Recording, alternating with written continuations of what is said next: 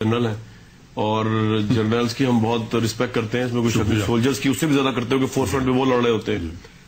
لیکن پاکستان کے عوام کی اب یہ جو کمیٹی ہے چودھری نثار صاحب اس کو لیڈ کر رہے ہیں، اکاؤنٹس کمیٹی، وہ اب پہلی دفعہ بجٹ بھی آرمی کا کہہ رہے ہیں کہ جی اسکروٹنائز ہونا چاہیے، وہ بجٹ سامنے پیش ہونا چاہیے قومی سینٹ کے جو 60 سالوں سے پیش نہیں ہوا.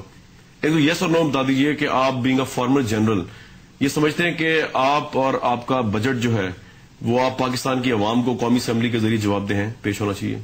جی میرا خیال ہے ہر بندہ جواب دیا قوم کو، اور اگر وہ بجٹ میں کٹ لگا دیں تو آپ لوگ ایکسپٹ کر لیں گی پاکستان آرمی؟ ظاہر ہے اگر گورنمنٹ کٹ لگاتی ہے تو دیکھیں یہ گورنمنٹ کی ذمہ داری ہے، آرمی کی ذمہ داری تو نہیں ہے ڈیفینس. لیکن یہ جن لوگوں کے پاس یہاں شیلٹر نہیں ہے اس پاکستان میں، جی وہاں وہ یہ کہتے ہیں کہ جی یہ جو جرنیلز ہیں یہ جب ریٹائر ہوتے ہیں ان کو کوٹھیاں ملتی ہیں، جی ان کو لاکھوں کے سیلری پیکج ملتے ہیں. جنرل صاحب یہ زیادتی نہیں ہے؟ جی آپ کو ملی ہوگی. میں 39 سال کے بعد ریٹائر ہوں، مجھے تو آرمی نے کوئی کوٹھی نہیں دی. ایک پلاٹ ملا تھا جس پہ قرضہ لے کے میں نے گھر بنایا اور ابھی اس کے کرائے پہ میں گزارا کر رہا ہوں اور کرائے کے مکان میں. لیکن میرے زیادہ انفارمیشن آپ کے پاس زرعی زمین بھی ہے 2 مربع کم از کم ملی آرمی کی طرف سے؟ وہ آرمی کی طرف سے ملی تھی لیکن وہ غیر آباد زمینیں الاٹ ہوتی ہیں جس کے اوپر میں نے بہت انویسٹمنٹ کی، 3 سال بڑی محنت کی، الٹیمیٹلی وہ آباد نہیں ہو سکی. ڈاکٹرز کو، ٹیچرز کو، دوسرے پروفیشن کیوں نہیں ملتی ہے؟ آرمی کو کیوں ملتی ہے؟ ملنی چاہیے، سب گورنمنٹ سروینٹس کو ملتی ہے. وہ کہتے ہیں لینڈ ہی کوئی نہیں چھوڑی آرمی نے تو ہمیں کس طرح ملے گی؟ آرمی نے، ایئر فورس نے، نیوی نے کینٹ سارے کنٹرول کیے ہیں. وہ جس قسم کی زمین آرمی کو الاٹ ہوتی ہے بنجر زمینیں، وہ تو صوبائی حکومتوں کے پاس بہت پڑی ہیں.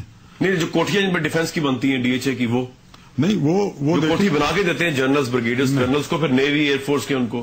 آپ ایکسیپشن کیس ہو، آپ بتا رہے ہیں مجھے، میرے پاس ڈاکومنٹ پروف تو نہیں، آپ کو رانگ پروف. وہ جو آپ کہہ رہے ہیں نا بنا کے دیتے ہیں اس کی پیمنٹ آفیسر خود کرتا ہے. لیکن سر وہ تو جو اماؤنٹ ہے وہ تو کمرشل سے بہت کم ہے نا، وہ تو اگر آپ ہر ایک کو دیں تو میں بھی کرنے کو تیار ہوں. بالکل نہیں ہے، وہ اس میں کوئی سبسڈی نہیں دی جاتی گورنمنٹ کی طرف سے یا آرمی کی طرف سے. جو ایکچوئل کاسٹ ہوتی ہے وہ پوری کی پوری دینی پڑتی ہے اس کو. آپ سے آخری سوال، کیونکہ اب پاکستان کے ایک ڈسٹنگوش جنرل رہے ہیں، کیونکہ جہاں تک میں نے اب کیریئر پڑھا اس میں کوئی اسکینڈل نہیں ہے، ایکسپٹ کہ بہت سے لوگ آپ کو یہ ضرور آپ سے اعتراض کریں گے کہ آپ نے جب قائم مقام آرمی چیف سے تو کچھ کیا کیوں نہیں؟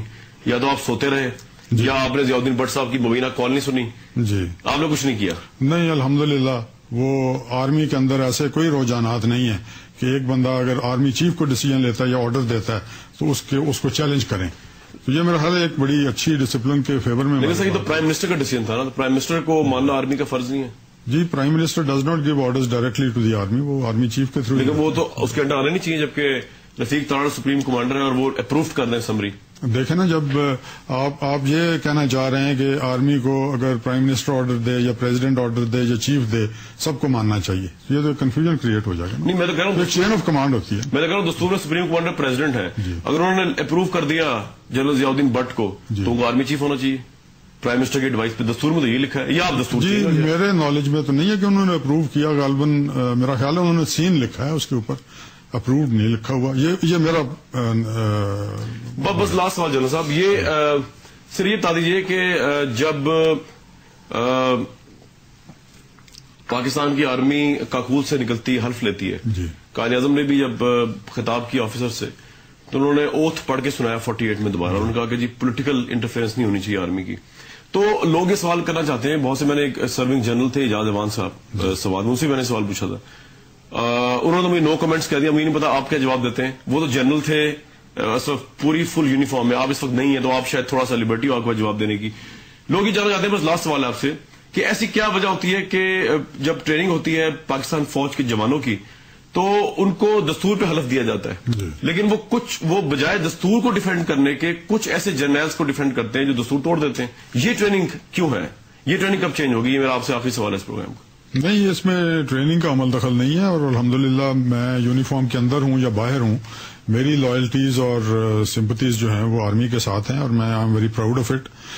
تو یہ بلکہ اگر میں دوبارہ بھی پیدا ہوں تو میں اسی پیشے کو اختیار کرنا پسند کروں گا.